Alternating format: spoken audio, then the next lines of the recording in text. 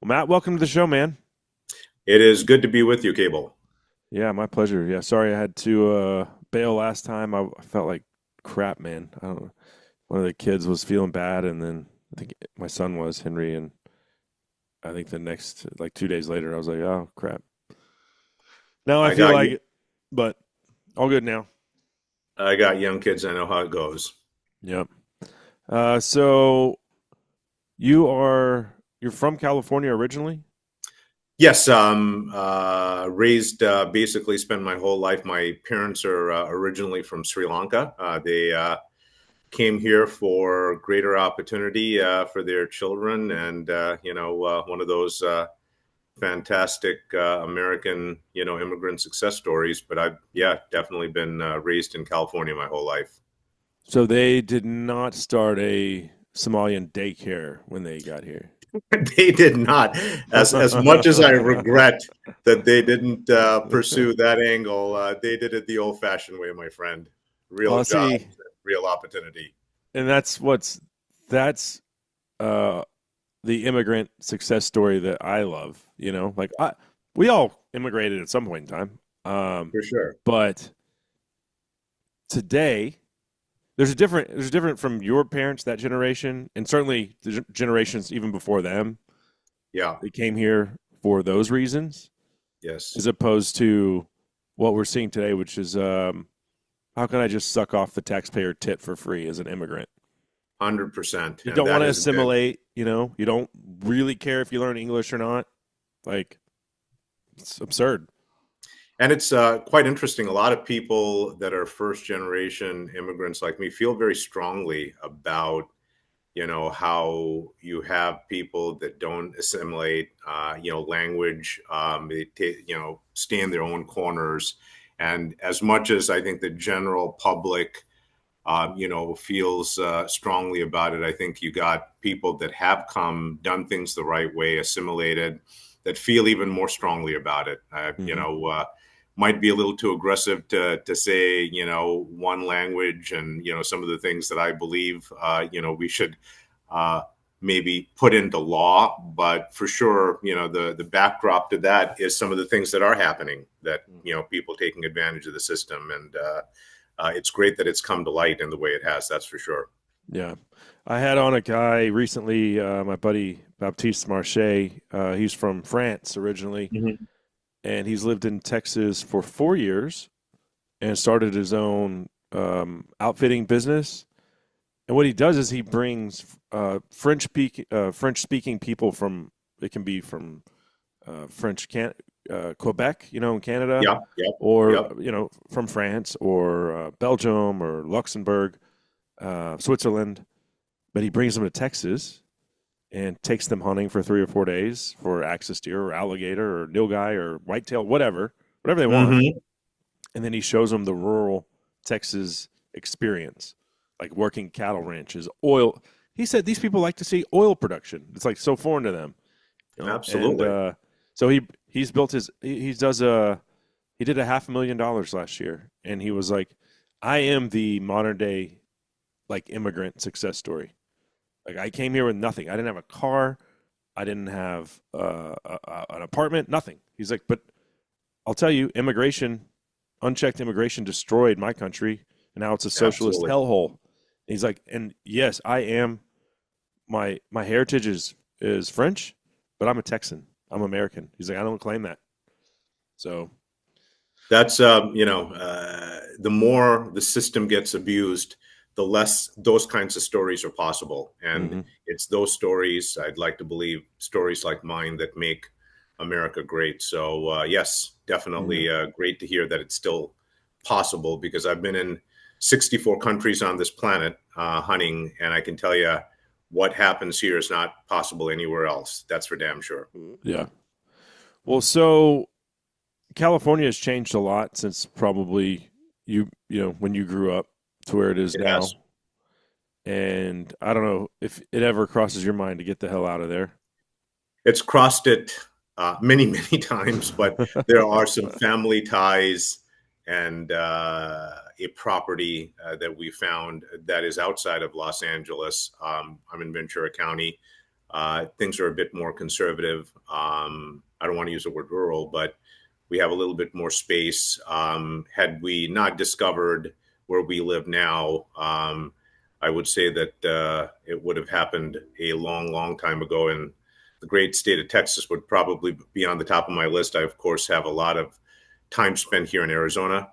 Gets pretty crazy hot for a couple of months out of the year, but Arizona also is one of the places I'd consider. But, we have two daughters that are, very involved in their sports and getting through their teenage years. So we got, I think, a few more years to deal with California, but certainly it's going to be something that we look forward to down the line. Well, Texas is full for most people, but we make exceptions for good folks. So, Well, I heard the folks from California have done their level best to bring things down there on your end, but they're trying. They're trying. yeah, you Yeah. guys are fighting the good fight. Yeah. So I understand that you have actually hunted on Catalina Island, and we did an in-depth interview with Charles Whitwam from Howell on his documentary "Killing Catalina." That was probably, I don't know, maybe like 2 months ago or so. And the gist of that is that Catalina Island Conservancy is trying to kill off a century-plus-year-old deer herd for really no biological or scientific reason. That is 100% correct. I've had the great benefit of this incredible resource being in my backyard. I have hunted twice. Both times I was very fortunate to get on a couple of great bucks and really see the island. I've been to Catalina Cabo just as a visitor, doing the tours in the backcountry, spending time in Avalon, etc. It's an amazing place, but there is no question the deer, the bison, the backcountry. There's some incredible, canyons in the backcountry. A lot of, what makes Catalina special, I'm going to be honest with you, is the wildlife. Okay. And what they are, trying to do and have gotten permission to do. I think that's really important to point out. This is not something that they're theoretically looking to do. They have gotten the depredation permits to kill all of the deer. I think, people like you spreading the word. And of course, I'm using my platform to put out the fact that, this at no level makes sense. There are some individual people that I think potentially benefit from this, but I think a majority of the people that live there, this I think is the true test, right? The people that live and interact with the deer, a vast majority want the deer to stay. So I really hope the will of a few select individuals will be overcome, and the louder voices of why the deer are important will prevail. So, like, who stands to benefit from killing off the deer?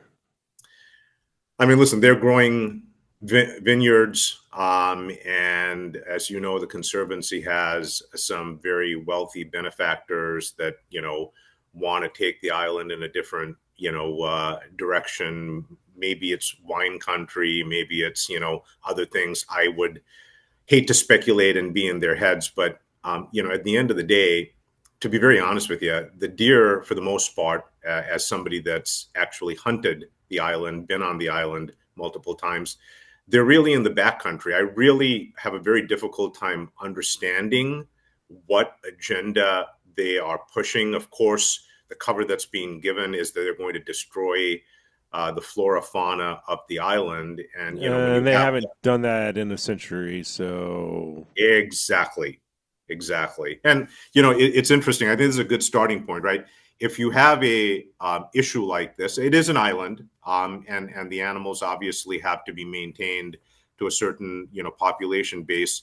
The best place to start is to do an accurate survey, right? I mean, hand counting different grids, like we did 50 years ago, to me is not a good starting point. We have drone technology. yeah. We have thermal drone technology, and they're very against doing accurate count. So they've floated the number of 2,000 deer, but I want to reference something that my guide from a hunt 3, 4 years ago had said in our interview when I was filming out there, and he said maximum there's 800 to 900 deer on the island. Now there's a big difference, right, Yeah. between that amount of deer and what's realistically out there. So for me, I think there's definitely numbers being pushed that are extremely inaccurate, that serve a purpose for people that want to kill off all the deer. But I think an accurate count would show there's much less deer on the island and can be managed very easily through hunting, which, by the way, for the last 25 years plus has worked extremely successfully. Oh, for sure. What's the gal's name that's the head of the conservancy? I do not know the name off the top of my head, but I will tell you that she's somebody that's taken on that responsibility, within the last couple of years, and certainly has not been able to articulate very effectively Mhm. why this needs to happen. That's for damn sure. Well, and Charles offered to fund those drone surveys and, Yes, and literally grid off the entire island with drones. You're not going to miss a single deer. you're not, You're going to know to the exact number how many deer are on the island. And without she a was doubt. like, "No, we don't want that." Well, why not? Oh, because you're going to shoot holes in our claim that there's 2,000 deer. When the That's survey comes exactly. up that there's 680 or 950, whatever it is, so that's insane. That you wouldn't want actual data to do scientific based wildlife management, but that's clearly not the agenda. The agenda is get rid of the deer. And Charles said, to some degree, like he thinks for her, maybe it's just part of it is she doesn't like people shooting them. So by shooting all of them, then nobody shoots anymore, and hunting doesn't hurt our feelings. Yeah, that's it's fascinating that you should say that Isn't because that obviously ironic? that is beyond ironic. One thing that I wanted to share is there was an island called Santa Rosa off the coast of Ventura County, actually, where I live right now. And I was able to hunt there once. I took my Roosevelt elk and a Mm-hmm. fantastic management mule deer that scored over 180 inches on a 3x3 frame. It was truly a paradise with a couple of thousand animals, maybe 1,000 elk, 1,000 mule deer. And they found a plant that was the cover given to obliterating every single animal that existed on the island. There was very active hunting, and they were managing the herds in a very effective way. I think the island size was very similar to Catalina, but there were no people on it. So about 55,000 acres. And man, it was such an incredible place. And I hunted there in 2005, 2006, and I always said, I need to get back to that island because it was such a special place. 3 years later, everything on that island, 3 or 4 years later, after I had been there, everything on that island was killed out over a plant that happens to exist on all the Channel Islands. And, to me, it makes no logical sense. I mean, getting anything done in the state of California takes a bit of time, Mm-hmm. but these depredation permits have come through at a pace that I can't even begin to explain how fast they were put together. So makes me believe that there are other agendas in place, but I am hell bent on doing everything in my power not to let what happened on Santa Rosa Island happen here for no good reason. Mm. Well, in California, Fish and Game is like completely compliant here. They haven't like balked at any of this, which is again why would the governing agency for wildlife of a state not come in and be like, well, maybe that's not a good idea, or let's at least have some data before we just wipe them out. I mean, data, hearings, and I'm not, I'm coming at this at the perspective, prospect of a hunter, right? Having been on the island, having had the experience, understanding what a great resource and the deer are, and as hunters, we appreciate wildlife, I think, more so than most. And you said it very correctly at the beginning. Yeah, they've been around for over a century, Yeah. and the island is still there. The island is still flourishing. Those canyons have never been better. But when you have leaders, and there have been some leaders who politically I might not be lockstep with, like, Janice Hahn, one of the supervisors that's really stood, very eloquently and aggressively to make sure that, there are hearings and this doesn't happen. You had the LA fire chief Cable coming out and saying, the deer serve a hell of a purpose, bringing the brush levels down and, helping prevent, major fires on the island. So, you clearly are starting to get the other side of the story. But, the worry here is with a depredation permit in hand, and that process starting any day, the voices have to be as loud as possible to prevent this. And I think, the more people that can speak out and be heard, the better off the deer of Catalina are going to be.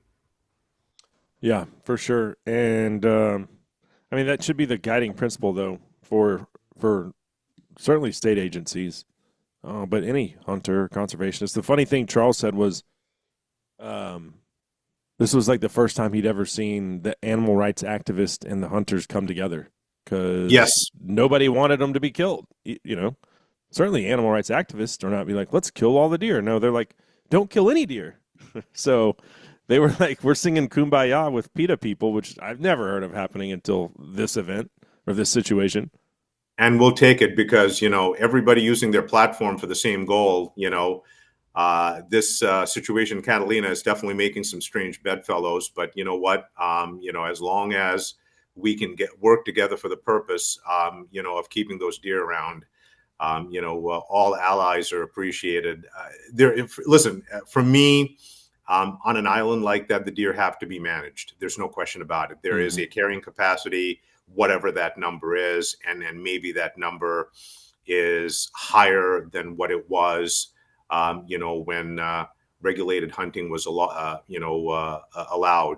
But we have to get to that point, exactly like you said, by having a proper conversation, starting with doing a accurate animal count, having hearings, figuring out what the carrying capacity is, and execute on a science-based program. There is a false choice that has been put forward. That more than anything else is what needs to be highlighted. It's either the deer can, stay and the island is going to be destroyed, and to me, that is just absolutely not the case. The deer have been on the island.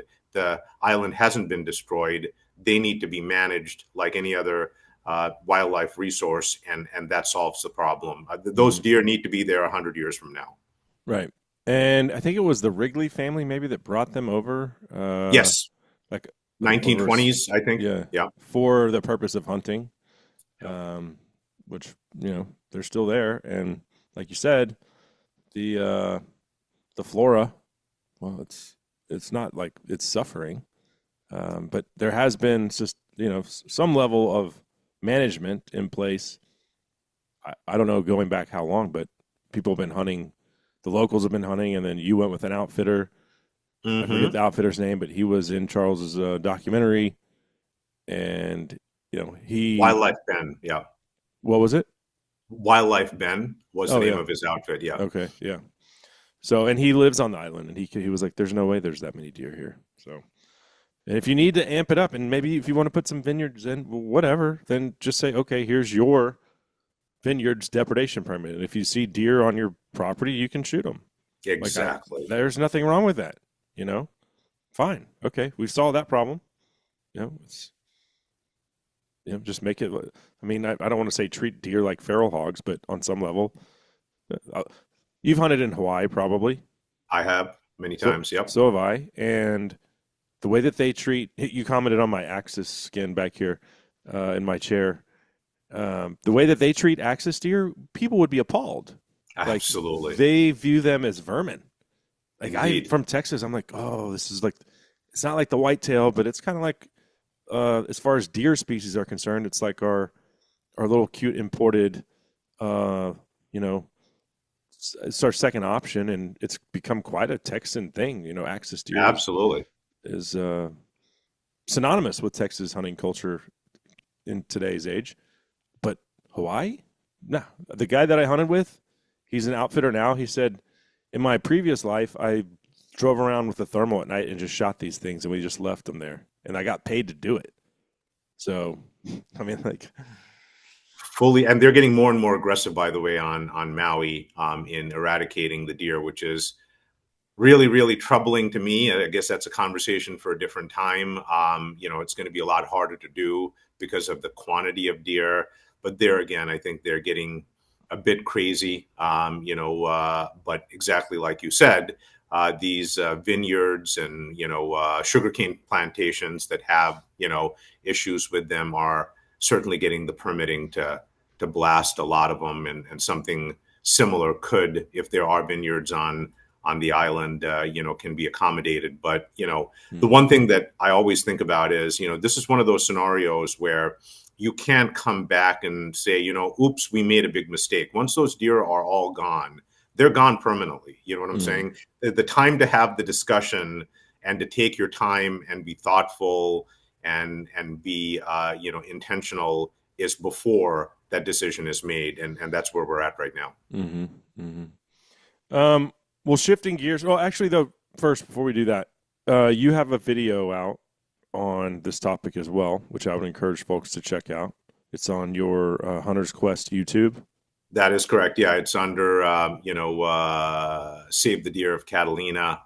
It was something that is short, but makes the point and gets people up to speed on really what's at stake, and really gives a hunter's perspective. I think Charles and the team did a great job of spending an hour and sharing a more broader, in-depth look at what's at stake with their video. Mine was for the purpose of giving a hunter's perspective from somebody that's been there. Mm-hmm, mm-hmm. We all check that as well. Check that out as well. In addition to Charles's documentary, all good stuff. And the more information you have, the better that more educated you'll be for whatever conversation you are engaged in.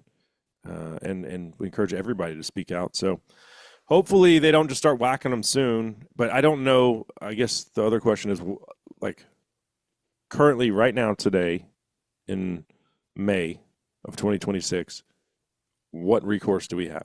Like, they have Well, carte blanche to basically go start killing them whenever. so there, it's not quite that simple in terms of where we're at in May 2026. SCI, Howell, several other organizations have filed a lawsuit to prevent Mm. them from moving forward. We are waiting for a resolution on that. So the court system is involved Okay, at so this point in there's an time. injunction for them not to proceed. Yeah, I don't know if it's specifically an injunction, but there is action that SCI Safari Club is involved in to prevent that from moving forward. Actually, timing wise, perfect.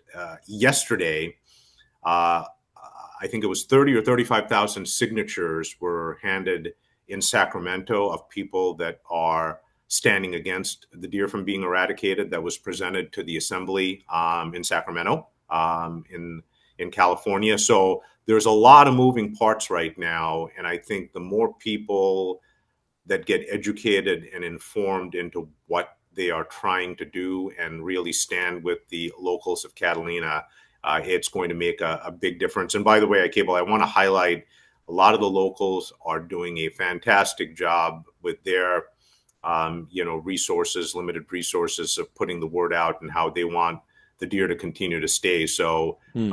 it's fantastic to see the local folks fighting the good fight as well. Awesome. Okay. Well, shifting gears to some of your adventures. When did you first get into hunting? So I was in my late 20s, I think 27, had never been on a big game hunt, and a friend, asked me to come as a ride along on a wild boar hunt. And, never had that experience, had a free weekend, went with him. And to say that I was blown away and fascinated would be the understatement, Mm. understatement of the century. I go to the outfitter and say, "Hey, this is something I'd like to do." And he asked me, a few simple questions. He said, "Have you ever fired a firearm before?" I said, "No." He said, You obviously don't have a license or a hunting license or any background or experience." I said, "No." And he said, listen, these are the things that you need to do to come and do a hunt with me. And 3 months later, I came back somewhat proficient in firing a gun, getting my California hunting license, and that set off one hell of a quest over the last 22 years, where I've been able to experience adventures all over the globe. But that's how it started. So, how many big game animals have you taken up to this point? Different species, not animals. Okay, yeah, there's the big difference. I'd say that in Who's counting at terms of this point? Like, yeah, I don't know how exactly. many animals I've shot. SCI species wise, I'd say pretty close to 350. And then there's I'd say another 30 or 40 species I've taken that are not part of the record book that I consider to be big game animals. So yeah, I've definitely had the good fortune to do a tremendous amount of hunting and get after some seriously unique animals. And the more I've done it, the more I realize how important what we do is to conservation. And that's why I started a hunter's quest, to spread that word through my experiences, especially in places like you know uh, Africa and Asia. I know you've spent some time in South America, and a lot of these places, the credo is all the same: when something has value, it's protected. And Hmm. that's more as important a focus for me now as hunting is. So, provide an example of one of those species that's not recognized in the SGI record books. Well, I mean, like a badger, for example, Mm. like, for me is, I would consider that a big game animal, but that is not, officially recognized as one. Like, for example, raccoon dog in, Europe, where I've hunted it, is recognized. A raccoon is not. So, yeah, there are some individual species that, maybe eventually make it onto the into the record books that aren't currently there. But to me, each animal has a very unique story to it, and the hunts are never the same. So I love the experience of collecting adventures. I'm not necessarily kind of collecting the animals are a byproduct of the different experiences and Mhm. adventures you have to get there, if that makes sense. Well, sure. And I think we've seen a shift kind of in ideology from the trophy hunter of 30, 40 years ago Mm. to you're probably in your 40s, 50s, somewhere in Early there. 50s, yeah. Okay. I'm in my mid 40s. Probably from like our age down, and certainly younger than us, these people are looking more for experiences and not so much what the record book is going to say about an animal. I mean, I know there's one dude. He's not in my group, but he goes and hunts with my outfitter in South Africa. He's never taken an animal home. He takes a photo, puts it in his book, and that's it. He doesn't take. He didn't take anything. He's just there for the experience. I have to be honest with you. I love the shared memories, the kids in my trophy room, the tours that I've done, walking in there on my own and reliving some of the memories. And I think a trophy room and that aspect of things is a fantastic educational tool. You can bring people in close proximity to things that they'll never see in their lifetime. However, as a hunter, at the end of the day, there are two things that really stand out to me. It's the memories that you make with your team in these areas. So I get that aspect of it. And of course, making sure the meat, from each animal is put to proper use and, in the hands of people that can use it. As you know, Mm-hmm. it's impossible to bring most of it back to the United States, based on current laws and regulations. And of course, you shoot stuff in Africa, you've had that experience. It's much better. There's much more people that are in need, than here. So yeah, those are the guiding principles in terms of what I've always tried to accomplish when I'm on a hunt. Mm-hmm.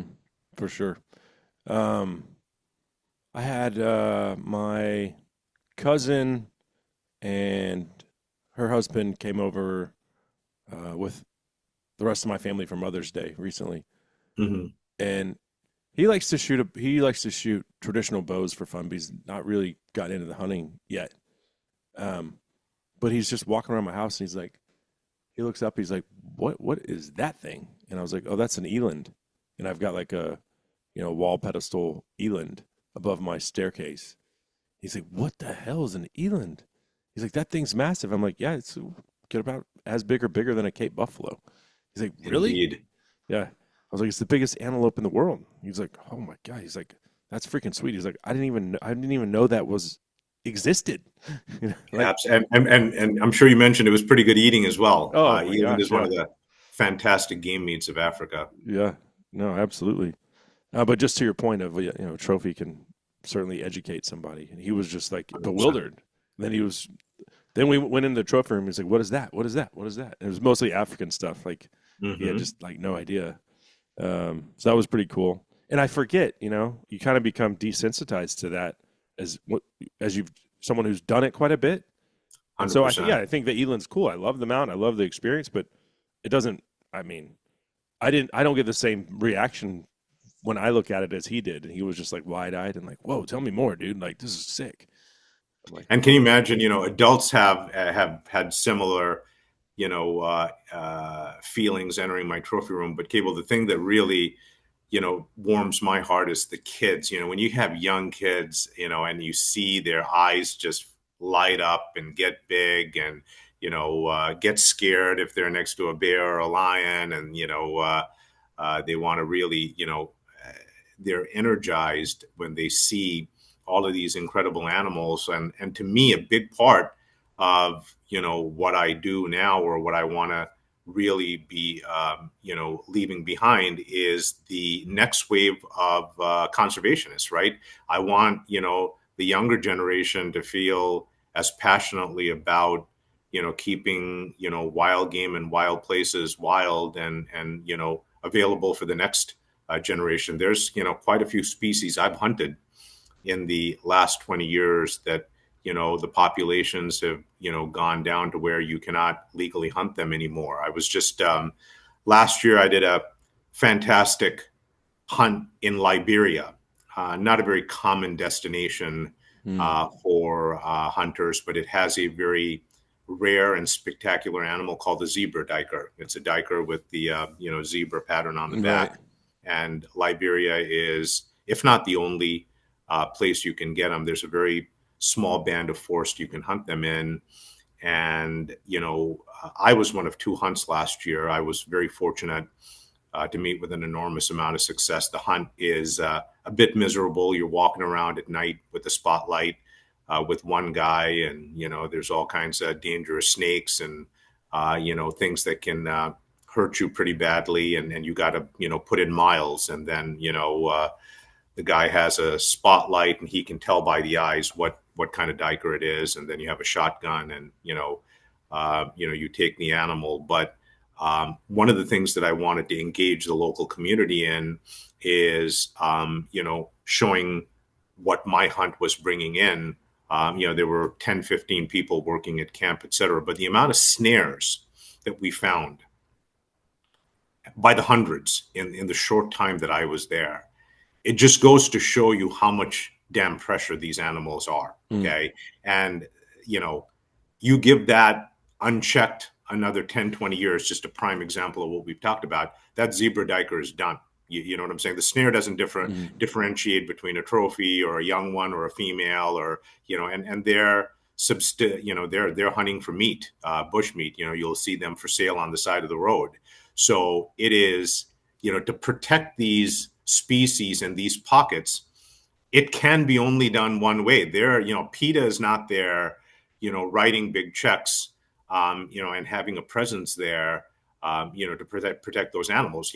Getting money to those areas aren't good enough. You have to be there, and watch over the forests and watch over the areas, in addition to giving the people incentive to not, poach those animals at will. So, but to finish the story, I found out from the outfitter that he was not able to put together enough hunts, and now hunting is not possible in Liberia. The government made some kind of adjustment in the assembly.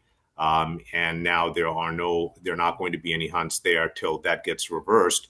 And I'm Mm. thinking to myself, it's not going to take more than 2 or 3 years to hammer out whatever remaining population of animals that are there, Yeah. because the watch is not going to be there. So it's sad in a lot of ways, but all you can do is what you can do.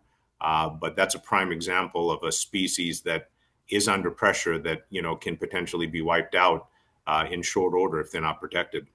Let's all take a moment and pat the anti-hunting community on the back for whether it's in Liberia or here, getting their way and ensuring that the zebra diker is protected. And by protected, I mean you sentenced them possibly to extinction. So congratulations. Indeed, Yeah. indeed. Um, I haven't been to Liberia. I've hunted blue diker with a shotgun and dogs. That was pretty fun. Yeah, Um, and it was on a pineapple plantation, and I really think they keep the little strips of forest. I mean, it's nice habitat for the animals, but I don't think that's the intention. I think it's more of like a drainage catch, to be honest with you, for runoff. But the diker, they love it in there, they do. and you let the dogs go in these little strips, and they might be a couple hundred yards long and 30, 40, 50 yards wide, and then the dogs just push everything out, and then you're there with a shotgun, and it's like the size Mass of a shooting. it's like the size of a jackrabbit, and it Yeah. runs out, and you're like, and the houndsman's like, all right, shoot it, shoot it, shoot it. It's pretty fun. My buddy, he shot his in the jungle with a 375 Yeah. H&H because it Solid. just goes right through them and then doesn't Yeah. destroy the cape if you want to life size them. But Well, yeah, as long as you're shooting a solid, right? yeah, You right. would want to. You wouldn't want to try that with a soft point. Yeah. You were telling me about the terrain for the blue diker. There's probably a lot of bush pig in that country as well, which is Mhm. also a pretty cool, unique animal. I'm presuming you hunted one of those, but I've hunted them unsuccessfully. Yes. okay, Mhm. I've sat and I've done a couple all nighters, and they they didn't play ball, but it might be on the. I'm going back in 2 weeks, so it's probably going to be on the list for this next trip. excellent. Yeah. Um. So, what would you say is or has been in your hunting career the most rewarding hunt? And that is obviously something that only you can define as what's rewarding and what isn't. But yeah, go down that rabbit hole for us. I can think of several, that were truly rewarding. I would say that 2007, I made the pilgrimage to do my polar bear hunt in the South Beaufort Sea. And this was a time I was doing a spring hunt, and this was a time that, it was getting pretty damn cold, colder than it normally gets in the Arctic. And I was on a 10-day hunt. We did not see a bear in that 10 days. We saw a lot of tracks, Oh but wow. then the bears would go into thin ice. We'd follow them for a mile or two, and then we couldn't follow them anymore. And I told the team there I cannot go back without my polar bear. And so I booked another 10 days. They were not too excited about staying another 10 days on the ice. These were Eskimos that were not, Inuit that were not excited about it. But on the 19th day of what turned out to be a 20-day hunt, a polar bear had mauled a couple of the dogs late at night. That was part of my sled team. And we ended up following that bear at first light and getting it. And I think for me, that was probably one of the more gratifying experiences because it mentally tested me in a way that, not a lot of hunts did. It wasn't a physical hunt, but building igloos and spending that amount of time not seeing anything but white. People take for granted when you're hunting in the forest, when you're hunting, you know in the mountains, there's always color variations, but you start to think you're going mad when you're just seeing white everywhere. So that was definitely mentally something that challenged me and really spoke to my want to get the deal done. I will say that it wasn't a very big bear, but unlike a vast majority of people that are have hunted since, 2007 turned out to be the last year you could legally bring a polar bear back to the United States. Mm.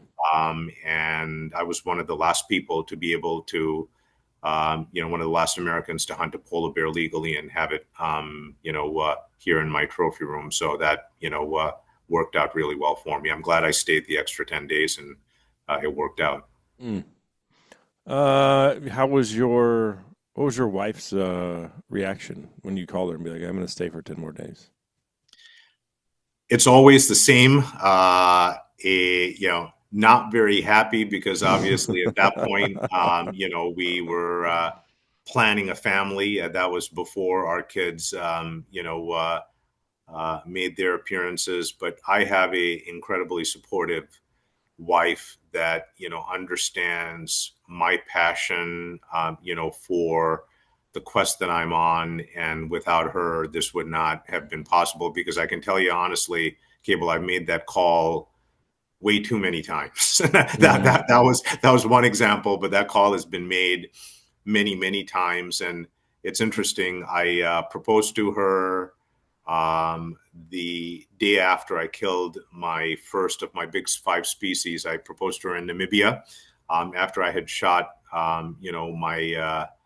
my leopard, and so she knew what she was getting into, obviously, at that point. But it was an incredible experience, and all the experiences I've had has been, thanks to her, Mm. pulling the heavy weight on the home front for sure. Mine has become more, I think, more. It's one of two things. Either she's become more accepting over time, or she just doesn't love me as much and she just doesn't care. I don't know. But there was a time when I was on a mountain lion hunt. It was like 7 or 8 days in, and it's about to end. And we were doing dry ground spring hunt in Colorado. They've since done away with that season. Colorado, of Sure. course. They no longer have a April season for mountain lion. But I wanted to do it on dry ground, and we just weren't having any luck. Or we'd get on a track and it would start sleeting or something. The conditions, would change, and the dogs couldn't work. And after like 7 or 8 days, I called her and I was like, just out of curiosity, when do you have to go back to work? She's like, don't do it, you son of a bitch. And I was like, I'm doing it. I'm already here. Like, I'm kind of like you. I got to get my lion, got to get my mountain lion. I didn't get it. I had to go back 2 more times, but Oh man. yeah, But at that moment, hey, it's better for me to stay and get it done than think yeah. about it. If I have to come back again, how much time that's going to be. And I know again, all the stories, my I friend. ended up having to go 2 more times to get it done, but yeah. But there was a conservation component to that. I mean, the second time we actually caught a couple of lions, but they were females, so we let them go. My outfitter was like, I don't shoot females.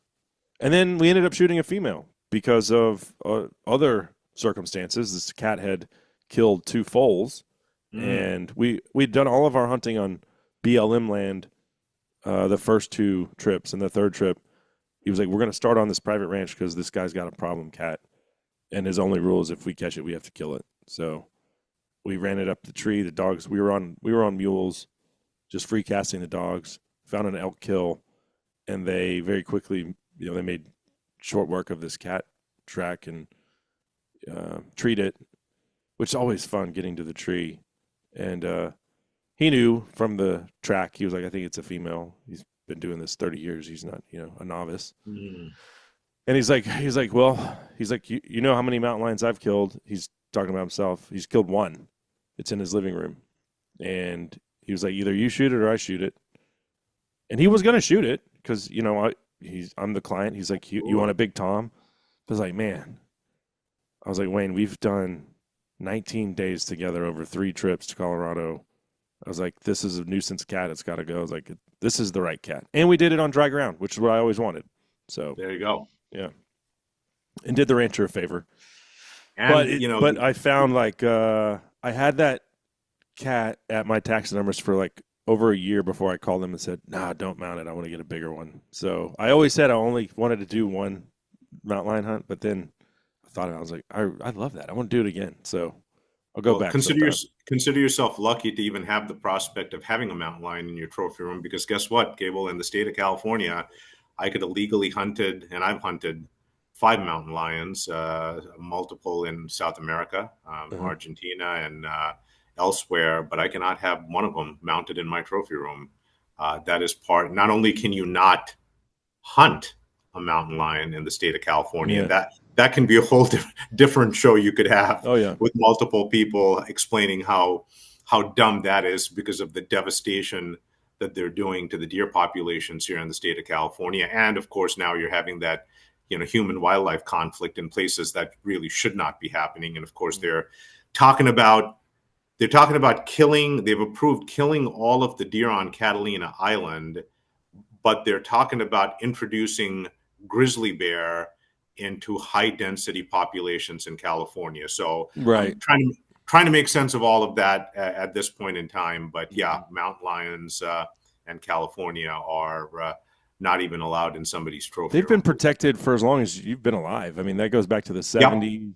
And then there was something else they did in the 90s. They protected them in the 70s, I believe. Um, you guys, since I've been doing this 17, 18 years, something like that, you guys have lost hound hunting for bears in that time yep, frame.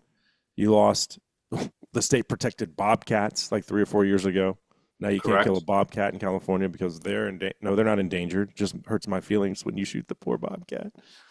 Um, but yeah, it's we're starting to see that rear its ugly head within Texas Parks and Wildlife. There's a lot of money and influence from nefarious places, meaning i.e. folks who have financed anti-predator hunting films for Project Coyote, and this dude sits on the board of trustees for the Texas Parks and Wildlife Foundation. And then all of a Hmm. sudden, within the last 5 years, we start seeing like we don't mountain lions are nothing here. They're not even a game species. We treat them like coyotes. Um, and now all of a sudden, we're starting to see within the last 5 years this push for regulatory changes. We want mandatory harvest reporting, and Texas Parks and Wildlife didn't come up with that. Their biologists weren't sitting around being like, what we should do? We should really look into mountain lions because that's going to make Texas hunters happy. No, the anti-hunters on there. He bought it. He used his financial situation to gain power and influence, and now here we are. And that's not Incredible. unique to Texas. That happens in all of these game agencies, as far as the commission board and how decisions are being made. I'll tell you one thing though: if it goes down in Texas, there's no hope anywhere in the country. That's for Mm-mm. darn sure. Yep. But I know SCI is helping us right now. So you have a species that's a non-game species, and they are taking public comment right now until the end of May, and then they will decide whether or not to enforce mandatory harvest reporting. Well, Hmm. that isn't going to give you accurate data because let me tell you, the guys that have massive 100,000 acre ranches in West Texas, they're not going to tell you when they kill a mountain lion because they No. know. And this is the crux of the issue. Whether the harvest reporting says that we killed 30 mountain lions in Texas, well, they're going to say, well, that's not enough. See, we don't have enough mountain lions. Or if we killed 300, they're going to say, well, see, that's too many. We're killing too many lions. So whatever the data says from the harvest reporting, they're going to use it to beat us over the head with either way. You can't win. So that's why we just be like, no, we're not doing the harvest reporting. There's no problem. Mountain lion numbers are expanding, and it's not like the Texas whitetail hunter is shooting a mountain lion. You don't even see them. But yeah, that's what Yeah, we're I dealing with. really, like SCI is anything getting else, involved though. I would love to see the mountain lions continue to stay, but like in other states, it would be great to curtail their population because it's really getting out of hand, the damage they're doing in the state of California, no question about it. A prime example of where, when you have a lack of management, the kind of, how things can go big time astray. Mhm. Well, but you guys still pay government trappers and hunters to shoot them. It's not like they're not getting shot. Right. Well, it'd be That's nice to just on get the some more. taxpayer dime. Exactly. Exactly. Well, I would beg to say that there are a lot of ranchers that feel like there is not enough management of those mountain lions. That's for darn sure. I mean, there's, Mm, they run some havoc on some of these Central California and Northern California ranches. That's for damn sure. mm. From your experiences hunting the big five, which would you say was the most difficult? It's a good question. For me, having done everything on a free range basis, I would say that the lion in Tanzania was a great challenge. It was the animal more than anything else that I wanted to hunt on the continent of Africa. I was on a 21 day, as you know, it's a 21-day license, 21-day hunt. And, in some of these blocks, getting an old male lion to bait was a hell of a challenge. And it was a vast hunting block. We had shot multiple hippos, three buffalo. And a variety of other plains game. So we had about 13 possible bait sites in the whole concession. So we would leave at about 4 o'clock in the morning and be back at night at 11, checking all the baits to make a plan. And again, I struck out on 21 days, but made that phone call to the wife, and I stay a little bit longer, so I got 10 more days. And on the eighth day of that 10-day extension, on one of the very first baits that we had put out, it was a leg of a hippo. It was stinking up so bad we had cut it down a week before. We saw some tracks down the road approaching the bait, and it was, wind had swept over it. So we were not really thinking anything of it, but we just wanted to check it out. And as we were, kind of inspecting the area, there was a big old male lion, didn't have a big mane, but he had a massive body. And we were able to, it was a quick situation, but I was able to harvest my lion after 28 days. And that was a proper hunt, and one of the more difficult, hunts relative to what I had to put in, to get the result. And I wouldn't have wanted it any other way, on what I feel is, the most important animal in Africa. So, when you have to age them, to 6 years of age, at a minimum, and then there's a tough call the PH has to make, at the risk of his license. If you get that call wrong, you're losing your ability to be a professional hunter. So there's a lot of pressure there. And then to take a big old lion at the end of his life, that was magical for me. So that's Hmm. that's the hunt that I would say really out of the big five that stands out to me. Hmm. Yeah, that's very cool. The only big five I have taken is uh, Cape Buffalo, and then I did the Rhino Vita Dart. I guess technically that counts, but I don't know.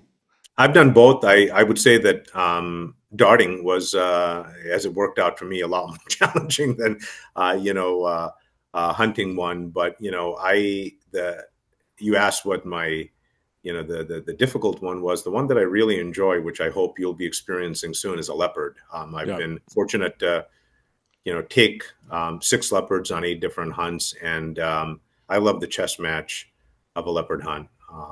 Certain places there are clearly bigger populations and easier to accomplish. Places like Namibia, where it's a bigger country. The leopards have gotten used to being around people. They're a hell of a lot more cagier. So each place offers its ups and downs on doing that. But that's the one that I enjoy the most.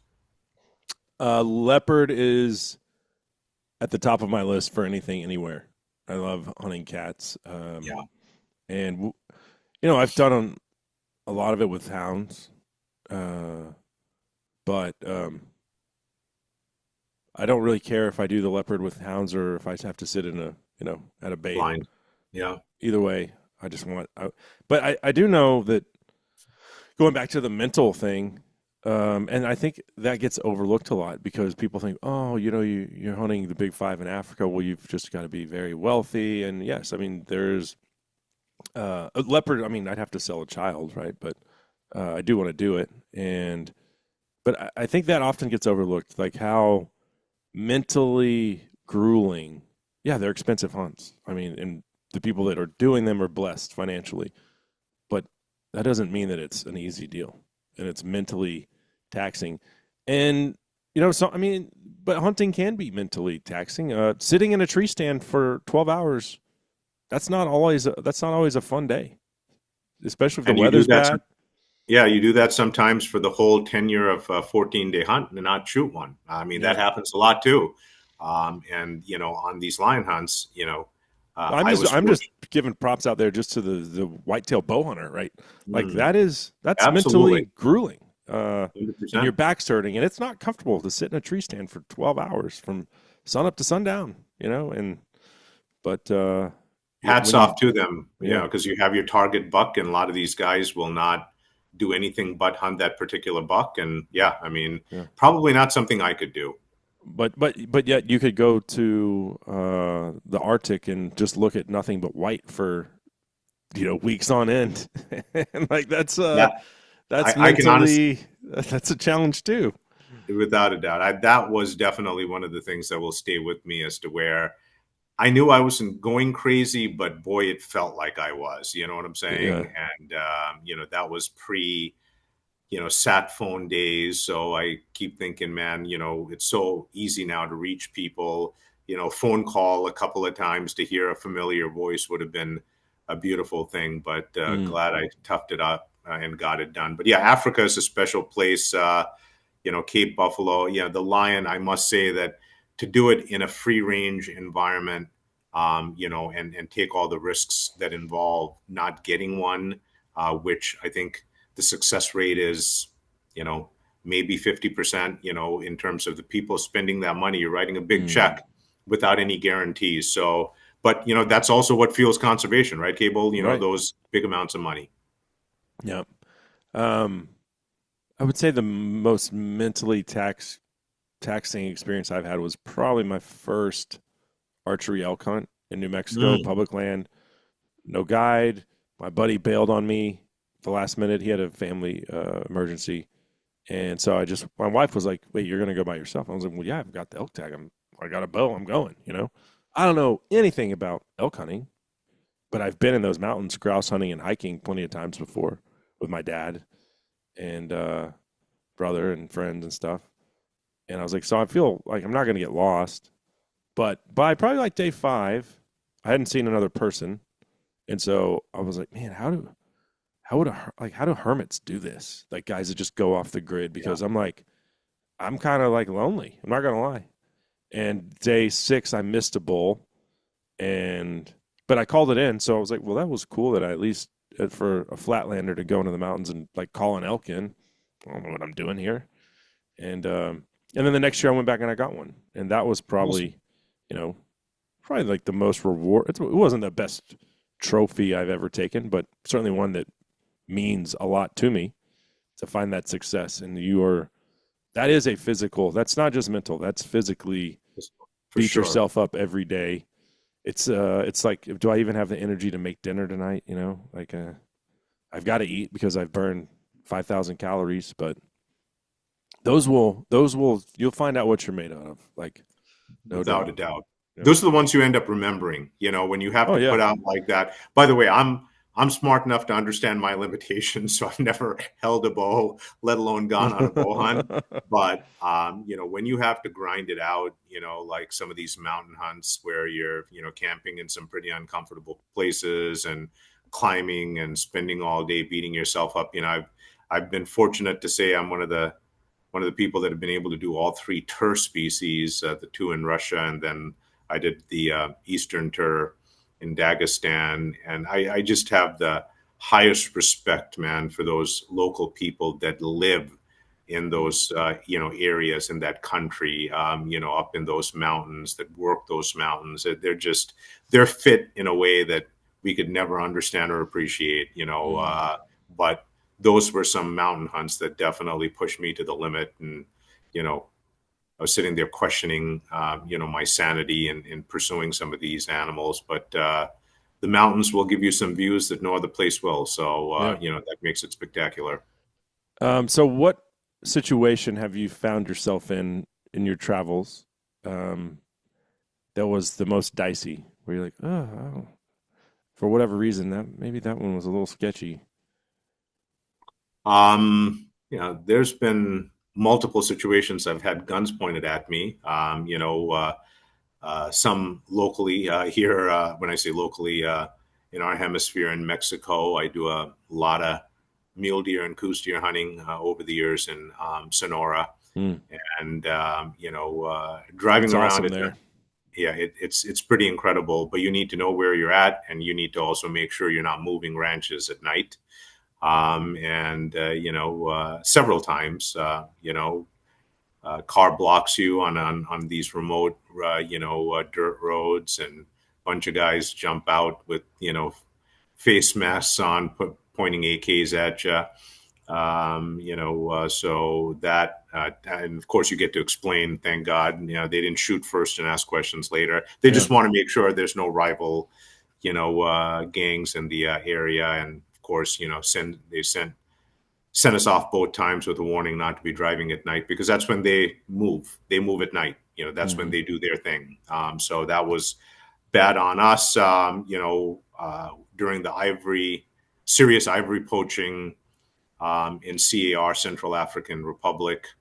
We had some encounters with some of the poachers. They were ex-military guys coming in from other countries. They were shooting all the elephants, even if it was a cow with half a foot of ivory, it was getting killed. They cut Mm. out the tusk and let the let the carcass lie. So had some encounters there. When I was in Pakistan, had some uh, multiple situations that were very uncomfortable. Saw a couple of guys that got executed in this a territory run by a warlord who, by the way, was watching over my hunt. We were hunting his terrain, and he was an old hunter himself. He was in his late 60s, but he, gave three of his top guides to me, and there were certain species I was hunting, but he was the judge, jury, and executioner in So his it's like, area. hey, you're over here hunting, but by the way, I might just execute these guys. So just so you're aware, like, but you're That's good. kind You're of good. well. They had a little court session that I got to see.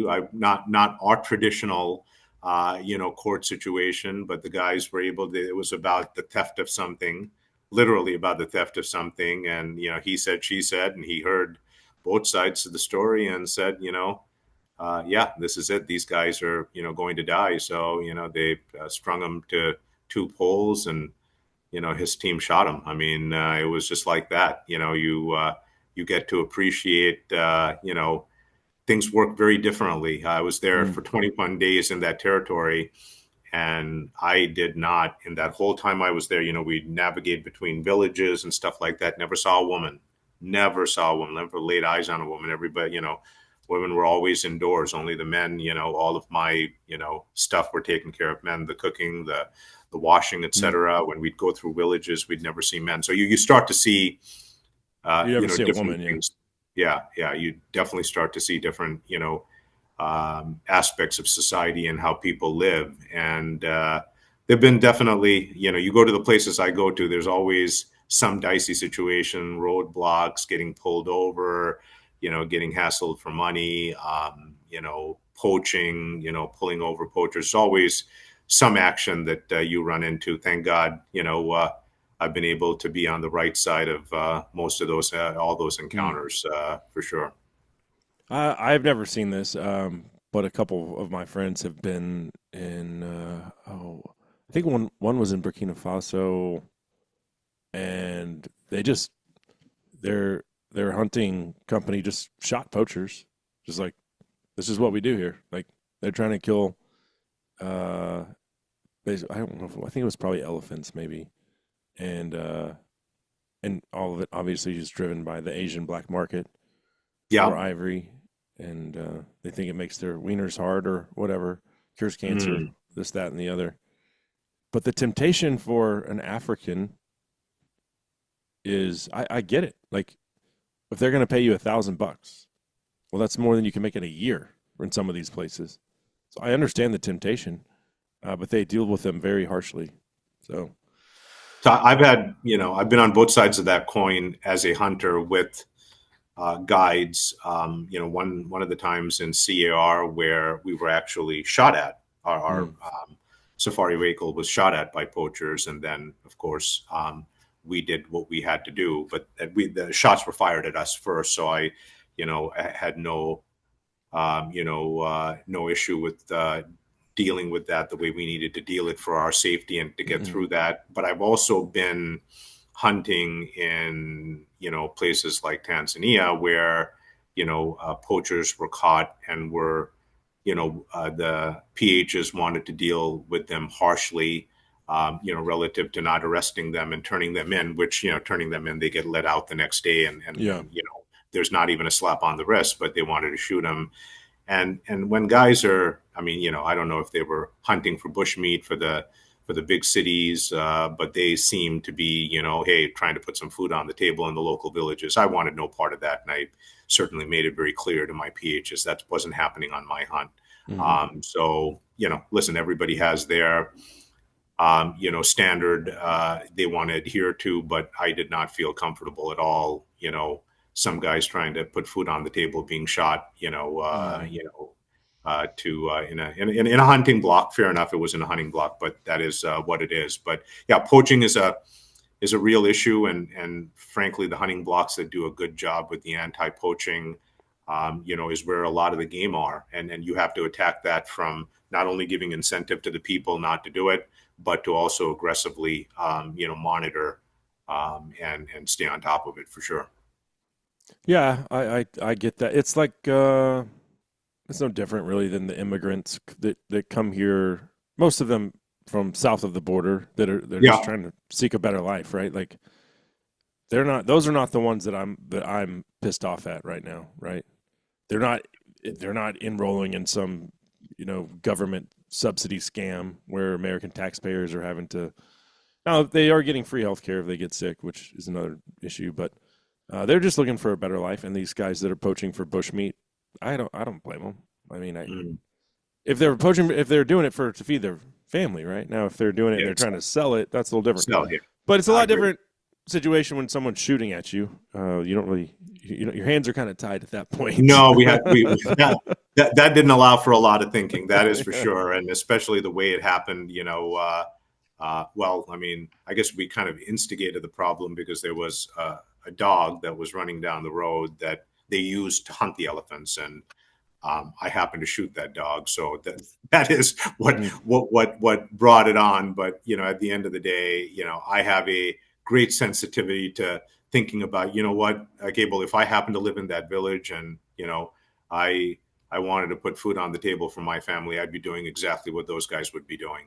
mm, And so I understand. But the bigger issue, honestly, in Africa at least, is where the government, powerful people from cities are paying locals to come and eviscerate thousands of animals for game meat for the towns. That is a completely different situation, like you said. mm. Well, and I've shot a bontabuck in South Africa. Can't get it back, but that is a species that was on the brink of extinction. And Correct. I believe it was because of its proximity to Cape Town.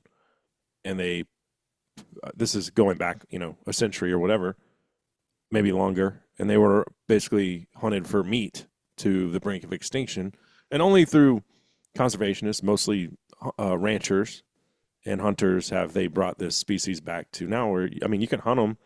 I have, and you should be able to import them. And I do think some have been processed, but mine has not been processed, and it's been sitting over there for probably 5 or 6 years.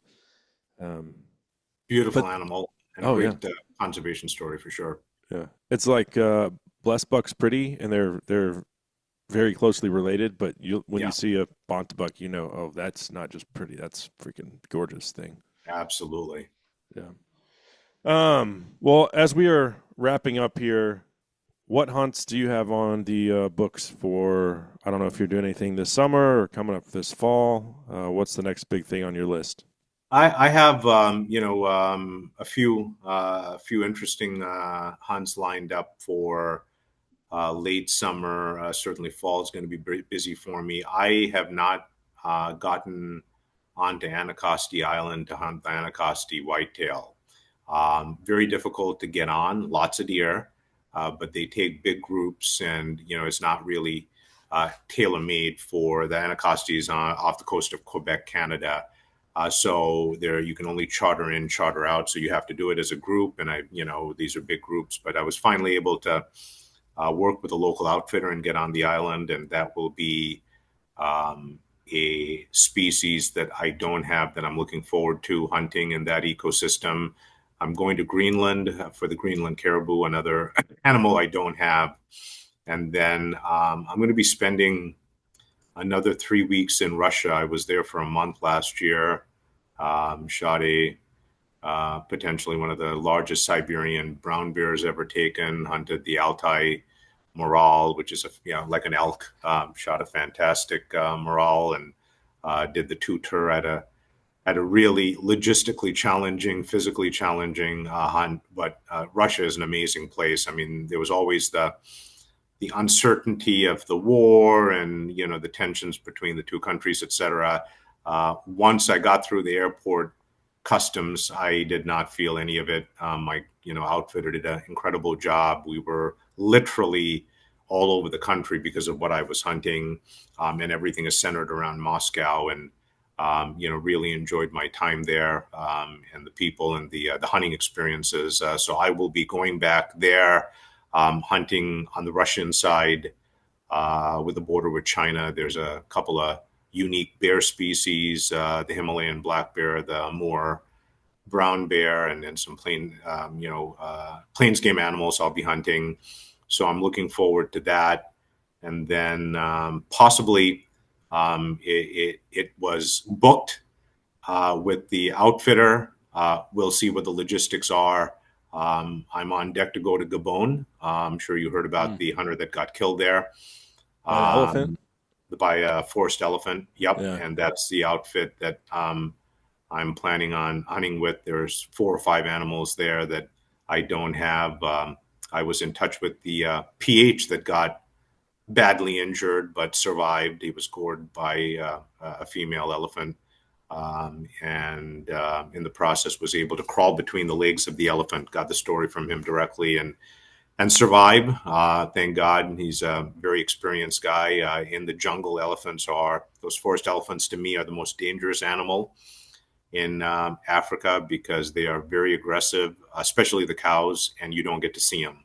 And when a PH of his caliber was not able to get a shot off, that means it happened in less than 2 seconds and out of the blue. So, but that jungle that the elephants are walking around in has some species that I need. So I'm hopeful to get there. And it's going to be a very full schedule here in the second half of the year with some new animals that I've not had the good fortune to get after. Wow. Yeah, that's a lot to think about. An elephant on you before.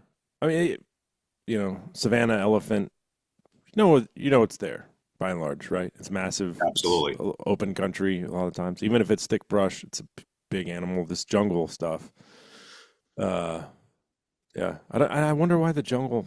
They're not as big as the African. They're not as big. They're about, I'd say, a solid third smaller. Maybe, I mean, I'm not going to say 50%, but a solid third smaller. And, when I was hunting in Cameroon for bongo, we were charged multiple times. One was a mock charge. One, she ran, but we were able to get shots off, to scare the elephants. And it happened, both times for me in a window where there was a slight visibility. You heard the noise, you saw them coming, you had an opportunity to react. And both myself and the PH had guns, and we were able to get shots off. But, there are spots that it's so thick that they can lay in wait, and you have no chance. And it, based on the explanation that I have received, from the PH, they were coming back to the car after calling for dikers. There were 2 PHs, but only one had a gun, and the client had a shotgun. It wouldn't have mattered, to be very honest with you. And they were just trying to avoid the elephants, so they did a big circle. But they ended up meeting the elephants on the circle, and Hmm. that was that. It's part of of course, the risks of hunting in the jungle for sure. Hmm. Hmm. Well, last thing here. How important is how many countries have you been to? Oh, I would say pretty close to 60. I don't Wow. have an exact count, but I know it's well Yeah. over 50. And, I would say 60 countries that I've, visited and hunted in. And how important would you say is SCI as far as a global their their their influence and effort? Not just here. I mean, people forget like 70% of the money they raise stays right here domestically in North America. But their advocacy is far greater reaching than that. And yeah, I'm just going to get your take as someone who's traveled to, like you said, over 60 countries to go hunting. I would say, as a proud life member of SCI, and I'm being very unbiased when I share this, I think their advocacy and their stance as the number one representative of our rights, and I speak to all the hunters that are not members of SCI, there is no organization that does more in a global sense than SCI for hunters' rights. Mm. Just about anywhere I've been, SCI has a footprint, has been involved in a project, is doing something relative to protecting, the wild animals and the wild places, and to keep, what we do possible, in addition to the great work they do domestically. So, great question. I think SCI is a incredible resource. I'm proud to say that I have been involved. I mean, going back to the beginning, Cable, we talked about how I got into hunting, but what I've done in hunting is thanks to the roadmap that was given by SCI's awards program. That's how my global hunting Mm. started, as a function of attending my first convention, and then becoming part of SCI, and becoming part of their awards program. So yeah, I mean, on so many different levels, it's an organization that makes a difference internationally, and I can say without any hesitation, all the places that I've been to, a lot of these places would not be huntable if not for SCI doing its thing. That's for Mm. sure. Yeah. One side note: they were doing there was the SCI Foundation, but they were doing some camera survey stuff in South Africa, and they haven't had a Mm. leopard hunt in South Africa in Correct. I don't remember if it's 5 or 10 years. It's been some time, and they had these camera surveys, and the data showed okay. Well, I think the government was like, yeah, we can. It's not a ton of tags. Maybe it's like 5 or 10 or something, but it's more than zero, and it's going to bring in conservation dollars. And science Absolutely. says we can support it, so we're going to have it. And that's just some of the on the ground work that SCI has just done recently, for example. So anyway, give us your YouTube and Instagram, all that stuff where folks can follow along. I appreciate you sharing. It's A Hunter's Quest on social media. We're both on Instagram and Facebook, and our YouTube channel is also A Hunter's Quest. So pretty easy to kind of follow the journey. I not only go out of my way to share the hunt and what's involved and what it's about, but really, spend a lot of time explaining the conservation angle to everything that I'm doing. Well, and that's very important. So we appreciate it, man. It was great getting to visit with you, Matt, and good luck on your next adventure. Thank you for having me, and I look forward to meeting you in person. All right, likewise. All right, thank you. Bye bye.